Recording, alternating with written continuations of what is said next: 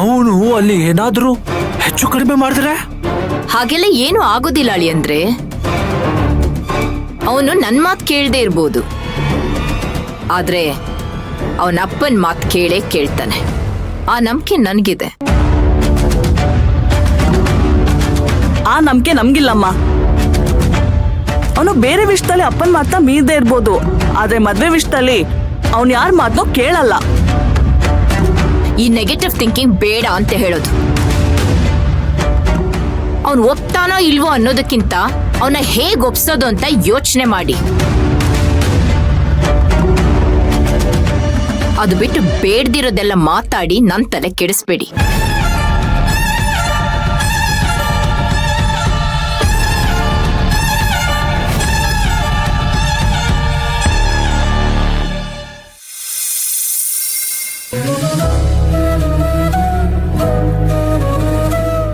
ಮಯೂರಿ, ನನ್ ಮಗನ್ ಮದುವೆ ಪತ್ರಿಕೆ.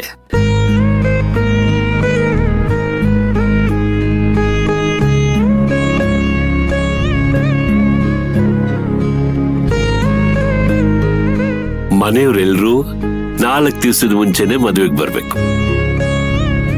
ಯಜಮಾನ್ರೆ, ಇದು ನಮ್ಮನೆ ಮದ್ವೆ.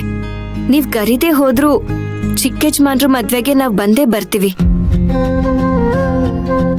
ಈ ಪತ್ರಿಕೆ ಎಲ್ಲ ಯಾಕೆ ಯಜಮಾನ್ರೆ? ಅಯ್ಯಯ್ಯೋ, ಹಾಗೆಲ್ಲ ಹೇಳ್ಬೇಡಮ್ಮ. ಹಾಗ್ ನೋಡಕ್ ಹೋದ್ರೆ ಶಾಸ್ತ್ರೋಕ್ತವಾಗಿ ಮೊದಲನೇ ಪತ್ರಿಕೆ ನಿನಗೆ ಕೊಡ್ಬೇಕು. ಯಾಕಂದ್ರೆ ಈ ಮದ್ವೆಗೆ ತುಂಬಾ ಪ್ರಾರ್ಥನೆ ಮಾಡಿರೋಳೆ ನೀನು.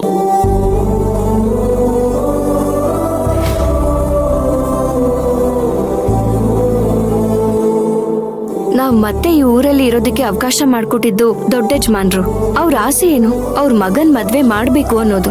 ಅದಕ್ಕೋಸ್ಕರನೇ ಈ ಊರಿಗೆ ಬಂದು ಪೂಜೆ ಎಲ್ಲ ಮಾಡಿಸ್ಕೊಂಡು ಹೋದ್ರು. ಅದಕ್ಕೆ ನನ್ ಕಡೆಯಿಂದ ದೇವ್ರಿಗೆ ಈ ಹೂವನ್ನ ಕೊಟ್ಟು ದೊಡ್ಡ ಯಜಮಾನ್ರ ಆಸೆ ಎಲ್ಲ ನೆರವೇರೋ ಹಾಗೆ ಮಾಡಪ್ಪ ದೇವ್ರೆ ಅಂತ ಬೇಡ್ಕೋತೀನಿ.